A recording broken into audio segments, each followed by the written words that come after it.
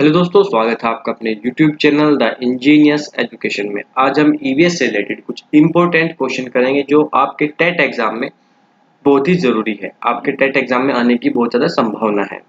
अगर आपने अभी तक हमारे चैनल को सब्सक्राइब नहीं किया है तो आप हमारे चैनल को सब्सक्राइब कर लीजिए और आप हमारे टेलीग्राम ग्रुप से भी जुड़ सकते हैं। टेलीग्राम ग्रुप में आपको इस वीडियो की PDF मिल जाएगी और साथ ही साथ आपको टेलीग्राम ग्रुप में 12 से 14 घंटे क्विज मिलती है जो आपके टेट एग्जाम से रिलेटेड होती है। आपको वहां पर काफी हेल्प मिलेगी। तो फर्स्ट क्वेश्चन से स्टार्ट करते हैं। हमारे पास फर्स्ट क्वेश्चन है, निम्नलिखित भारतीय राज्यों में से किस राज्य की कोई समुद्री सीमा नहीं है? चार ऑप्शन है, गुजरात, गोवा, राजस्थान और महाराष्ट्र। देखिए, गुजरात की समुद्री सीमा है, गोवा की भी समुद्री सीमा है, राजस्थान की कोई भी समुद्री सीमा नहीं है और महाराष्ट्र की भी समुद्री सीमा है। यानी कि इसका ऑप्शन नंबर 3 राइट आंसर हो जाएगा। राजस्थान की कोई भी समुद्री सीमा नहीं है। बात राजस्थान की है तो राजस्थान से रिलेटेड कुछ इंपोर्टेंट बातें जान लेते हैं। राजस्थान की कैपिटल क्या है? जयपुर।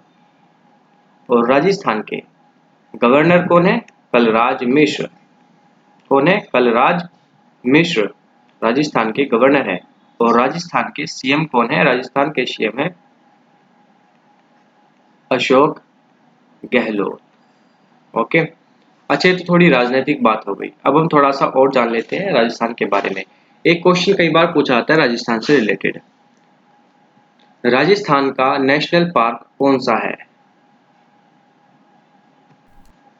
तो सरिस्का नेशनल पार्क राजस्थान का एक इम्पोर्टेंट पार्क है।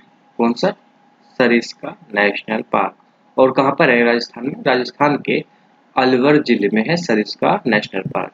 अच्छा, राजस्थान क्षेत्रफल की दृष्टि से भारत का सबसे बड़ा राज्य है और इसका क्षेत्रफल कितना है? कोई बता सकता है?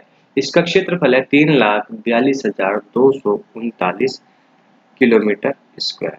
ओके, नेक्स्ट क्वेश्चन की ओर चलते हैं। क्वेश्चन है हमारे पास, किसी नदी के प्रदूषण स्तर की माप की जाती है? किस चीज से की जाती है? किसी भी नदी के प्रदूषण स्तर की माप ATP से, STP से, BOD से या फिर WPL से। देखिए, किसी भी नदी के प्रदूषण स्तर की माप BOD से की जाती है और BOD की फुल फॉर्म क्या है?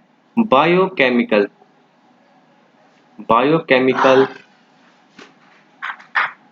Biochemical oxygen demand. ये BOD की फुल फॉर्म है। BOD से ही किसी भी नदी के प्रदूषण स्तर की जांच की जाती है। आगे देखते हैं। नेक्स्ट क्वेश्चन है, वायरस संक्रमण से होने वाला रोग कौन सा है? चार ऑप्शन है आपके पास, टाइफाइड, कॉलरा, जुकाम या फिर मलेरिया। देखिए, कॉलरा है जो उसको हम हैजा भी बोलते हैं। क्या बोलते हैं? हैजा भी बोलते हैं हम कॉलरा को। देखिए, वायरस संक्रमण से होने वाला रोग है जुकाम। कौन सा है? जुकाम। जो टाइफाइड है होता है वो किसके कारण होता है? वो होता है जीवाणुओं के कारण। जीवाणुओं के कारण। और हैजा या फिर कॉलरा भी हमारा जीवाणुओं के कारण ही होता है। ओके, और जो मलेरिया है वो होता है परजीवी के कारण। किसके कारण होता है? परजीवी के कारण। ओके, आगे देखते हैं। नेक्स्ट क्वेश्चन है हमारे पास, भारत में कृषि को प्रभावित करने वाला मौसम का सबसे महत्वपूर्ण तत्व कौन सा है? ऑप्शन ए तापमान, ऑप्शन बी आर्द्रता, पवन या फिर वृष्टि। चार ऑप्शन आपको दिए गए हैं। भारत में कृषि को प्रभावित करने वाला मौसम का सबसे महत्वपूर्ण तत्व कौन सा है? देखिए, इसका राइट आंसर है ऑप्शन नंबर 4, वृष्टि। वृष्टि का अर्थ होता है वर्षा। वर्षा ही भारत की कृषि को सबसे ज्यादा प्रभावित करती है। आर्द्रता क्या होता है? आर्द्रता होता है वार्म। ठीक है ना, आर्द्रता होता है वार्म। देखिए, भारत उष्ण और समशीतोष्ण दोनों कटिबंध में स्थित है। इसके परिणाम से ही भारत की कृषि पर मौसम संबंधी दशाओं में सबसे ज्यादा वृष्टि यानी कि वर्षा का ही प्रभाव पड़ता है। याद रखिएगा, भारत उष्ण और समशीतोष्ण दोनों कटिबंध में स्थित है, इसलिए ही भारत पर सबसे ज्यादा वर्षा का प्रभाव पड़ता है भारत की कृषि पर। नेक्स्ट क्वेश्चन है हमारे पास, वायुमंडल की सबसे ठंडी परत कौन सी है? चार ऑप्शन है आपके पास यहाँ पर, समताप मंडल, सॉरी तापमंडल, मध्य मंडल, क्षोभ मंडल या फिर आर्यमंडल। चार ऑप्शन आपको दिए गए हैं यहाँ पर। आपको एक बताना है कौन सा राइट आंसर है। देखिए, वायुमंडल की जो सबसे ठंडी परत है वो है हमारी मध्य मंडल। कौन सी है? मध्य मंडल। देखिए, पृथ्वी तल से ऊपर की ओर जाने पर पहले तो तापमान घटता है, फिर बढ़ता है और फिर बहुत ज्यादा घट जाता है और मध्य मंडल के बाद फिर बढ़ना शुरू हो जाता है। मध्य मंडल की मध्य सीमा पर तापमान लगभग -100 डिग्री सेल्सियस तक हो जाता है। इसका राइट आंसर है ऑप्शन नंबर 2, यानी कि मध्यमंडल वायुमंडल की सबसे ठंडी परत होती है। अच्छा, हम परत के बारे में जान लेते हैं, वायुमंडल की थोड़ा सा डिटेल में जानेंगे। तापमंडल, तापमंडल की बात हुई है यहाँ पर, तो तापमंडल को जो साइंटिफिक नेम है वो कौन सा है? Thermosphere, thermosphere. और मध्यमंडल का साइंटिफिक नाम क्या है? मध्यमंडल का है मेसोस्फियर, मेसोस्फियर। और क्षोभ मंडल का रासायनिक नाम क्या है? क्षोभ मंडल का रासायनिक नाम है ट्रोपोस्फियर। और आयन मंडल का, आयन मंडल का है हमारा स्ट्रेटोस्फियर, स्ट्रेटोस्फियर। ठीक है ना। अब देखिए तापमंडल है जो, तापमंडल 80 से 640 किलोमीटर के लगभग होता है। कितना होता है? 80 किलोमीटर से 640 किलोमीटर तक हमारा तापमंडल होता है। ठीक है ना।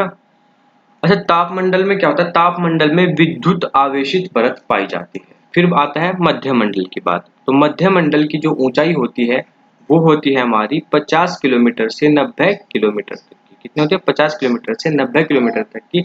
और यहाँ का टेम्परेचर मैंने बताया आपको -100 डिग्री सेल्सियस तक भी हो जाता है। अच्छा, मध्यमंडल की ऊपरी सीमा को क्या कहते हैं? ये कई बार पूछा जा चुका है। मध्यमंडल की जो ऊपरी सीमा है उसको हम कहते हैं मैन पाउच। क्या कहते हैं? Man pouch. ठीक है ना। बात करते हैं क्षोभ मंडल की। क्षोभ मंडल को क्या कहते हैं? ट्रोपोस्फियर। ठीक है ना। क्षोभ मंडल की ऊपरी सीमा को क्या कहते हैं? ट्रोपोज। ये पूछा था, क्षोभ मंडल की ऊपरी सीमा क्या है? ट्रोपोज। और आयन मंडल, आयन मंडल की कौन सी होती है? आयन मंडल की होती है 50 किलोमीटर तक। ठीक है ना, 0 से 50 किलोमीटर तक होती है आयन मंडल की। अच्छा, इसके आयन मंडल के अंदर ही कोहरा, बादल, धुंध सब पाए जाते हैं। ठीक है ना। कोहरा, बादल, धुंध आयन मंडल के अंदर ही पाए जाते हैं। ओके, यहाँ तक आप लोगों को मेरे हिसाब से क्लियर होगा। आगे चलते हैं नेक्स्ट क्वेश्चन की ओर। निम्नलिखित में से कौन सी एक ग्रीन हाउस गैस है? ये आप लोगों को बताना है कौन सी एक ग्रीन हाउस गैस है। कल की क्लास में हमने किया था कि कौन सी ग्रीन हाउस गैस नहीं है। यहाँ पर 4 ऑप्शन है, सल्फर डाइऑक्साइड, ऑक्सीजन, ऑर्गन और मीथेन। 4 ऑप्शन आपको यहाँ पर दिए गए हैं। एक ऑप्शन राइट है, ये आप लोगों को बताना है। देखिए ऑप्शन नंबर 4 यानी कि मीथेन ग्रीन हाउस गैस है। मीथेन का फॉर्मूला क्या होता है? CH4। क्या होता है? CH4 मीथेन का फॉर्मूला होता है। वो मीथेन ग्रीन हाउस गैस है। सल्फर डाइऑक्साइड यानी कि H2O नहीं है, SO2 हमारी ग्रीन हाउस गैस नहीं है, ऑक्सीजन नहीं है और ऑर्गन भी नहीं है।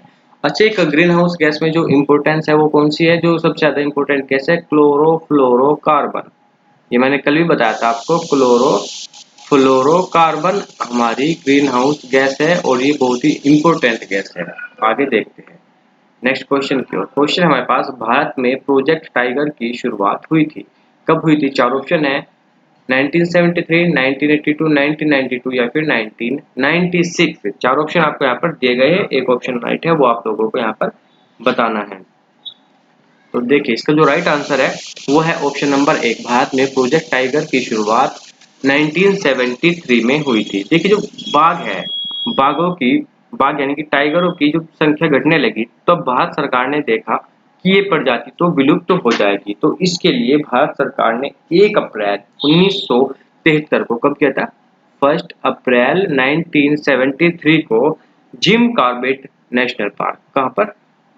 Jim Corbett national park, Corbett national park से इसकी शुरुआत की थी। जिम कॉर्बेट नेशनल पार्क ये कहाँ पर है? ये है उत्तराखंड में। जिम कॉर्बेट नेशनल पार्क है हमारा उत्तराखंड में। अच्छा, कई बार पूछा था जिम कॉर्बेट नेशनल पार्क का पुराना नाम क्या है? जो सबसे पहला नाम था जिम कॉर्बेट नेशनल पार्क का वो था हमारा heli national park, heli national park.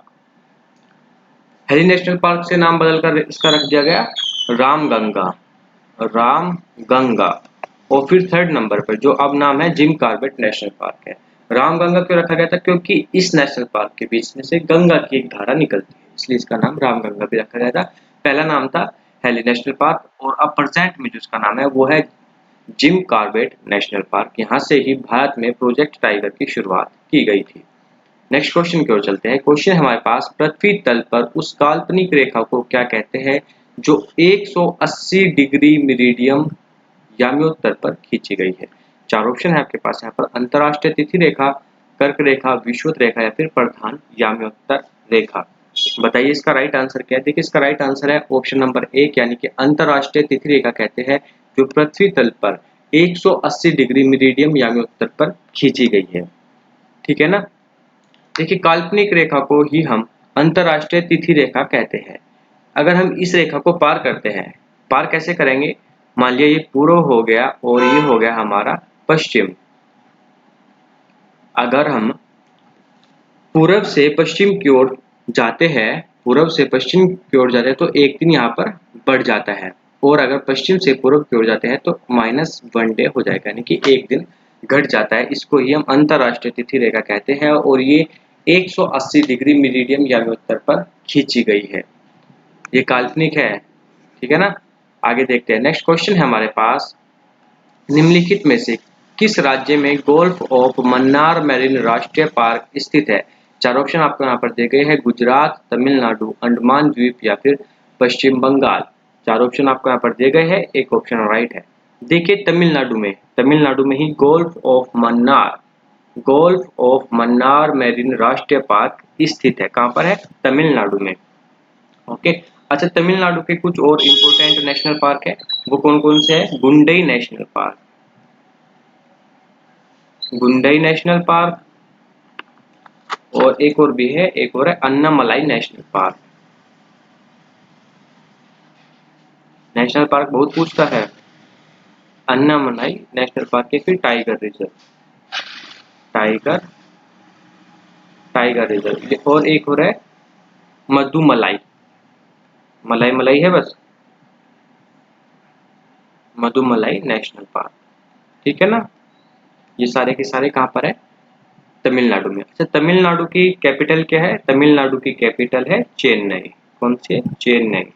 और तमिलनाडु के सीएम कौन है? तमिलनाडु के सीएम है बनवारी लाल पुरोहित। कौन है? बनवारी लाल पुरोहित। और तमिलनाडु के गवर्नर कौन है? गवर्नर है के पलनास्वामी, के पलनीस्वामी। ठीक है ना। ये है तमिलनाडु के गवर्नर। ये तमिलनाडु से रिलेटेड कुछ इम्पोर्टेंट इंफॉर्मेशन आपके साथ साझा की गई है। आगे देखते हैं। नेक्स्ट क्वेश्चन है, जनगणना 2011 के अनुसार भारत में लिंग अनुपात है कितना है? 940 अनुपात 1000, ऑप्शन नंबर 2, 3 या फिर ऑप्शन नंबर 4। चार ऑप्शन आपको यहाँ पर दिए गए हैं, एक ऑप्शन राइट है, वो आपको सही बताना है। देखिए जो इसका राइट आंसर है वो है हमारा ऑप्शन नंबर 1, यानी कि 2011 की जनगणना के अनुसार भारत का लिंग अनुपात 940 अनुपात 1000 है। कितना है? 940 अनुपात 1000 है, यानी कि 1000 पुरुषों पर 940 महिलाएं हैं।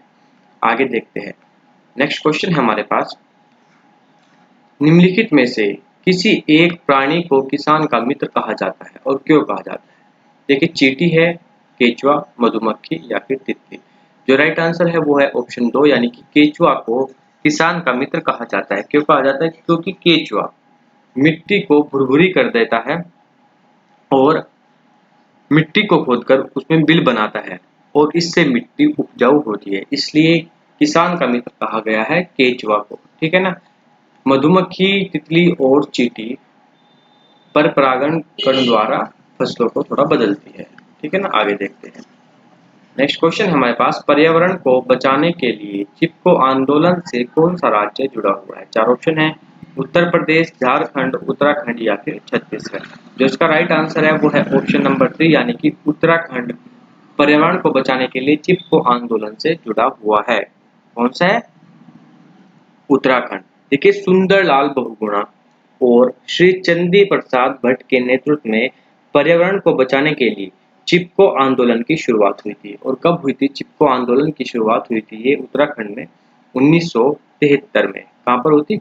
1973 में। और उत्तराखंड के उत्तराखंड के किस जिले से हुई थी? ये हुई थी चमोली जिले से। किससे? चमोली जिले से चिपको आंदोलन की शुरुआत हुई थी उत्तराखंड के। आगे देखते हैं, क्वेश्चन है हमारे पास, जीवों के व्यवहार का अध्ययन किया जाता है। किस चीज में किया जाता है जीवों के व्यवहार का अध्ययन? इटियोलॉजी, न्यूरोलॉजी, इथोलॉजी या फिर डेमोलॉजी। चार ऑप्शन आपको यहाँ पर दिए गए हैं, एक ऑप्शन राइट है। देखिए इसका राइट आंसर क्या है? इसका राइट आंसर है ऑप्शन नंबर 3 यानी कि इथोलॉजी। जीवों के व्यवहार का अध्ययन इथोलॉजी में किया जाता है। ठीक है, बात करते हैं न्यूरोलॉजी की।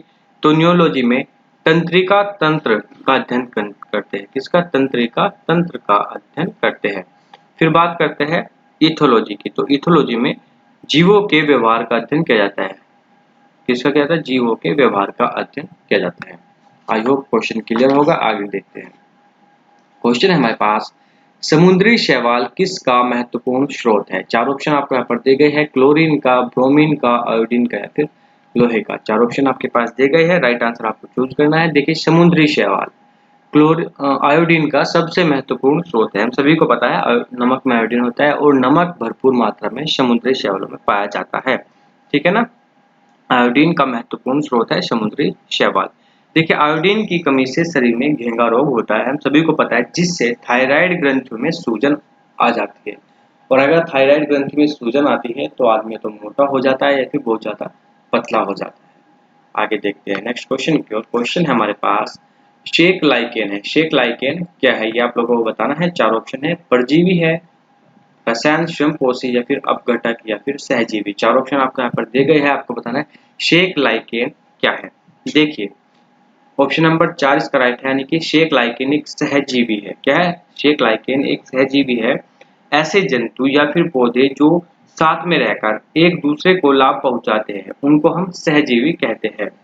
जो जंतु या फिर पौधे साथ में रहकर एक दूसरे को लाभ पहुंचाते हैं उनको सहजीवी कहा जाता है, जिनमें राइबोसोम शेक प्रमुख है। कौन सा?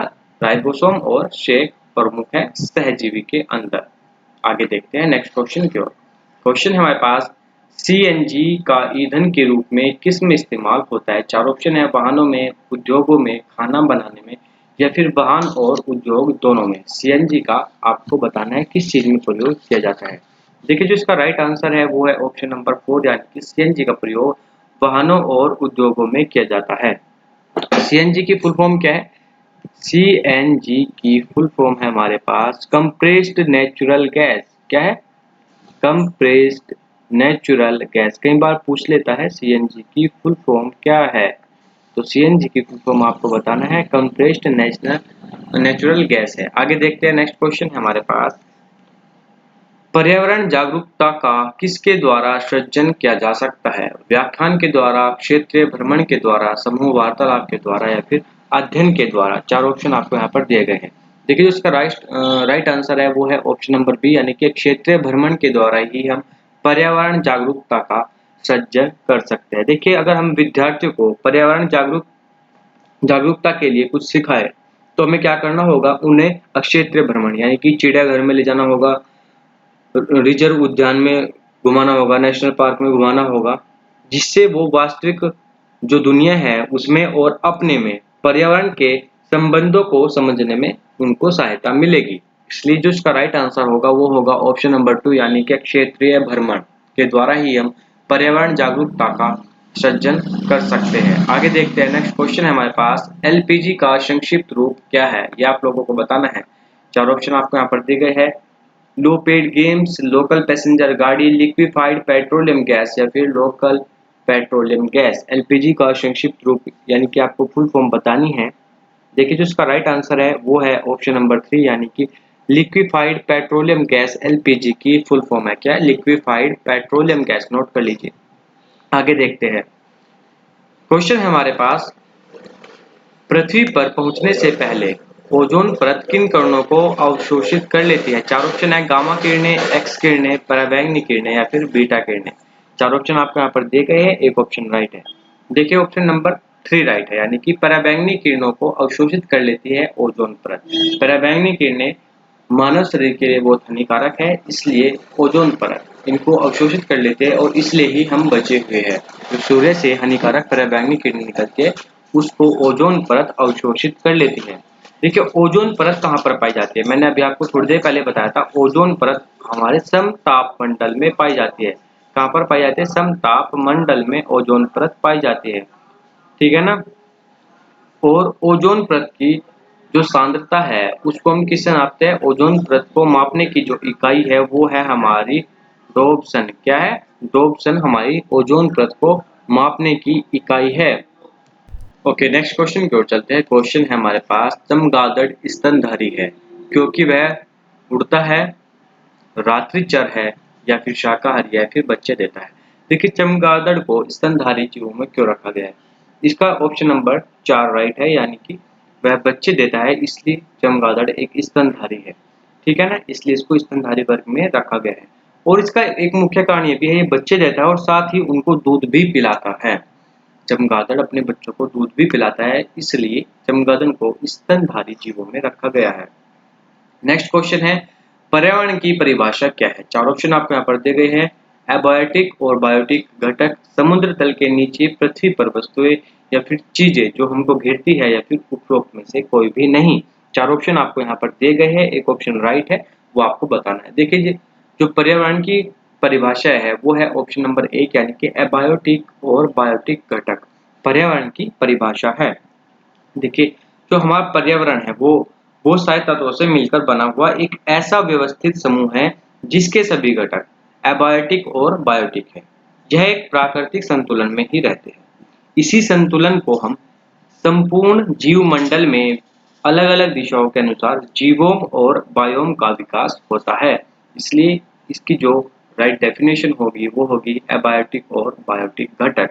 आगे देखते हैं नेक्स्ट क्वेश्चन क्या है हमारे पास। क्वेश्चन है हमारे पास, निम्नलिखित अंतरराष्ट्रीय संस्थाओं में से कौन सी संस्था वन्य जीव संरक्षण के प्रति समर्पित है? 4 ऑप्शन आपको यहाँ पर दिए गए हैं। यूएनएफपीए, यूएनडीपी, यूनेस्को, या फिर डब्ल्यूएचओ। 4 ऑप्शन आपको यहाँ पर दिए गए हैं, एक ऑप्शन राइट है, वो आप लोगों को बताना है। देखिए जो इसका राइट आंसर है वो है ऑप्शन नंबर 2, यानी कि यूएनडीपी। यूएनडीपी की फुल फॉर्म क्या है मैं आपको बता देता हूँ। यूएनडीपी की फुल फॉर्म है united national development development program. क्या है? यूनाइटेड नेशनल डेवलपमेंट प्रोग्राम हमारी यूएनडीपी की फुल फॉर्म है। और इसको ये किस संस्था से जुड़ा है? ये है यूएनओ, यानी कि संयुक्त राष्ट्र संघ से जुड़ा हुआ है। ये इसकी ही एक संस्था है। यूनाइटेड नेशनल डेवलपमेंट प्रोग्राम किसकी संस्था है? यूएनओ, यानी कि संयुक्त राष्ट्र संघ की एक संस्था है जो जीवों के संरक्षण के प्रति समर्पित होती है। अच्छा, बात यूएनडीपी क्या है? तो यूएनडीपी का हेड क्वार्टर कहाँ पर है? यूएनडीपी का हेड क्वार्टर है न्यूयॉर्क में। कहाँ पर है? न्यूयॉर्क सिटी में। और इसके हेड कौन है? इसके हेड है एचिम स्टीनर। कौन है? एचिम स्टीनर इसके हेड है। ओके, आगे देखते हैं। नेक्स्ट क्वेश्चन है हमारे पास, कृत्रिम वर्षा के लिए मेघ बीज के लिए प्रयुक्त रसायन कौन सा है? ये आप लोगों को यहाँ पर बताना है। 4 ऑप्शन आपको यहाँ पर दिए गए हैं। Silver nitrate, potassium bromide, silver iodide, या फिर पोटेशियम नाइट्राइड। 4 ऑप्शन आपको यहाँ पर दिए गए हैं। देखिए यहाँ पर एक ऑप्शन राइट है, वो है ऑप्शन सिल्वर नाइट्रेट। कृत्रिम वर्षा के लिए मेघ बीज के लिए बोला जाता है। कृत्रिम वर्षा के लिए मेघ बीज बोला जाता है। Silver nitrate AgL।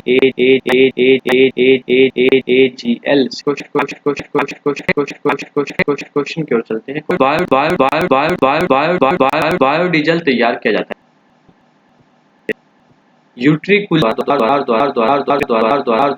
द्वारा या फिर यूकेलिप्टस के द्वारा। 4 ऑप्शन आपको यहाँ पर दिए गए हैं, आपको राइट आंसर को चूज करना है।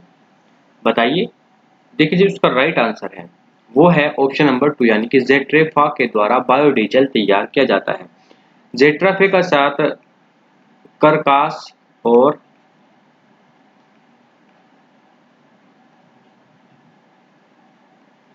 पोंगोमिया, ठीक है ना, इनसे भी बायोडीजल तैयार किया जाता है। किस किस के? जेट्रोफा, करकास और पोंगोमिया के द्वारा बायोडीजल का तैयार किया जाता है बायोडीजल को। देखिए जो देश का पहला बायोडीजल संयंत्र लगा था वो कहाँ पर लगा था? आंध्र प्रदेश के काकीनाडा में। कहां पर लगा था पूछ लेता है कई बार। पहला बायोडीजल संयंत्र, बायोडीजल ये इंडिया का है, ये भी याद रखना, कभी आप पूरे दुनिया का सोचो ना, ये इंडिया का है केवल। ये लगा था आंध्र प्रदेश के, कहां पर लगा था आंध्र प्रदेश में, काकीनाडा में, ठीक है ना। ओके, आगे देखते हैं नेक्स्ट क्वेश्चन कौन सा है हमारे पास। नेक्स्ट क्वेश्चन है विश्व ओजोन दिवस मनाया जाता है, कब मनाया जाता है विश्व ओजोन दिवस। चार ऑप्शन है आपके पास यहाँ पर, 21 मार्च को, 16 सितंबर को, 25 अप्रैल को या फिर 5 जून को। देखिए जो इसका आंसर है वो आप मुझे कमेंट बॉक्स में देंगे। आई होप आप लोग सही आंसर देंगे। विश्व ओजोन दिवस कब मनाया जाता है, इसका आंसर आप मुझे कमेंट बॉक्स में देंगे। नेक्स्ट क्वेश्चन की ओर चलते हैं। क्वेश्चन है हमारे पास सल्वीकल्चर संबंधित है। सल्वीकल्चर किस चीज से संबंधित है, वन और वन्योत्पाद से, सिल्क से, फूल से या फिर उर्वरक से। चार ऑप्शन आपको यहाँ पर दिए गए हैं। देखिए इसका राइट आंसर है ऑप्शन नंबर 1, यानी कि सल्वीकल्चर वन और वन्य उत्पाद से संबंधित है। किससे, वन और वन्य उत्पाद से संबंधित है सल्वीकल्चर। देखिए वनों को लगाने और उनके विकास, उनकी संरचना, उनके स्वास्थ्य और उनकी गुणवत्ता के नियंत्रण के व्यवहार को ही हम सल्वीकल्चर कहते हैं। किसको कहते हैं, वनों के विकास, संरचना, उनके स्वास्थ्य, गुणवत्ता और उनके नियंत्रण को ही हम सल्वीकल्चर कहते हैं। आगे देखते हैं नेक्स्ट क्वेश्चन कौन सा है हमारे पास। क्वेश्चन है हमारे पास निम्नलिखित में से किस जनपद में चंद्रप्रभा वन्य जीव अभ्यारण्य स्थित है। चार ऑप्शन आपको यहाँ पर दिए गए हैं, लखीमपुर खीरी, चंदौली, लखनऊ या फिर वाराणसी। बताइए किस जनपद में चंद्रप्रभा वन्य जीव अभ्यारण्य उपस्थित है, यानी कि स्थित है। देखिए इसका राइट आंसर हो जाएगा ऑप्शन नंबर 2, चंदौली में ही चंद्रप्रभा वन्य जीव अभ्यारण्य स्थित है। और चंदौली कहाँ पे है, उत्तर प्रदेश में। उत्तर प्रदेश के चंदौली में चंद्रप्रभा वन्य जीव अभ्यारण्य स्थित है। अच्छा, उत्तर प्रदेश के और भी जो वन्य जीव अभ्यारण्य हैं उनको देख लेते हैं। अच्छा, इसकी स्थापना कब हुई थी, एक बार पहले ये भी देख लेते हैं। इसकी स्थापना हुई थी 1957 में। चंदौली के चंद्रप्रभा वन्य जीव अभ्यारण्य की स्थापना हुई थी 1957 में। और जो इसके मुख्य पशु है वो है सांभर और तेंदुआ। कौन सा है, सांभर और तेंदुआ, ठीक है ना। देखिए एक और है उत्तर प्रदेश का, वो है किशनपुर वन्य जीव अभ्यारण्य। किशनपुर वन्य जीव अभ्यारण्य, ठीक है ना, किशनपुर वन्य जीव अभ्यारण्य। ओके, ये कहाँ पर है, ये है लखीमपुर खीरी में, लखीमपुर खीरी में, ठीक है। और जो इसके पशु है वो है चीता, तेंदुआ, ठीक है ना। और एक है रानीपुर वन्य जीव अभ्यारण्य। कौन सा है, रानीपुर वन्य जीव अभ्यारण्य,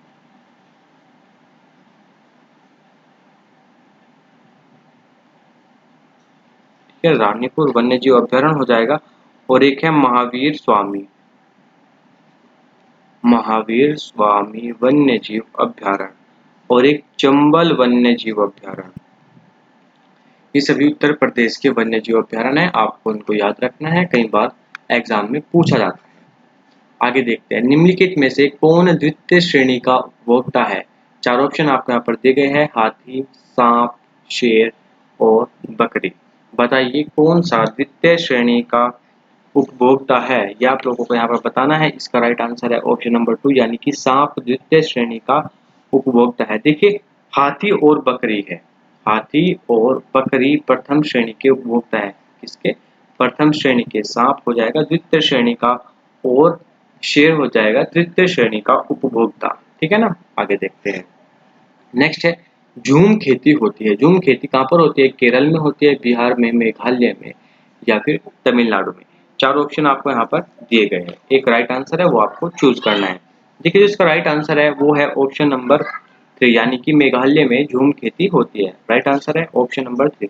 देखिए जो झूम खेती है ये पर्यावरणीय और या फिर पठारी भागों को, वनों को काटकर की जाती है। जो पठारों पर वन होते हैं उनको काटकर ये झूम खेती की जाती है। ये अस्थायी कृषि पद्धति है, ये स्थायी नहीं है, ये अस्थायी कृषि पद्धति है। भारत में एक खेती, पूर्वोत्तर राज्य कौन कौन से है, मेघालय हो जाएगा और मेघालय के तहत नागालैंड हो जाएगा, ठीक है ना। मेघालय और नागालैंड में की जाती है। आगे देखते हैं, नेक्स्ट क्वेश्चन है हमारे पास, शुष्क बर्फ किसका ठोस रूप है? ये आप लोगों को बताना है। 4 ऑप्शन है, अमोनिया, कार्बन डाइऑक्साइड, नाइट्रोजन या फिर ऑक्सीजन। 4 ऑप्शन आपको यहाँ पर दिए गए हैं, एक ऑप्शन राइट है। शुष्क बर्फ किसका ठोस रूप होता है? देखिए जो शुष्क बर्फ है वो है हमारा ऑप्शन नंबर 2 यानी कि कार्बन डाइऑक्साइड का ठोस रूप है। कार्बन डाइऑक्साइड का रासायनिक नाम है CO2, ठीक है ना। और ये सोडा यानी कि कोल्ड ड्रिंक में भी मिलाया जाता है। कोल्ड ड्रिंक में होता है ना CO2 कार्बन डाइऑक्साइड, ठीक है ना।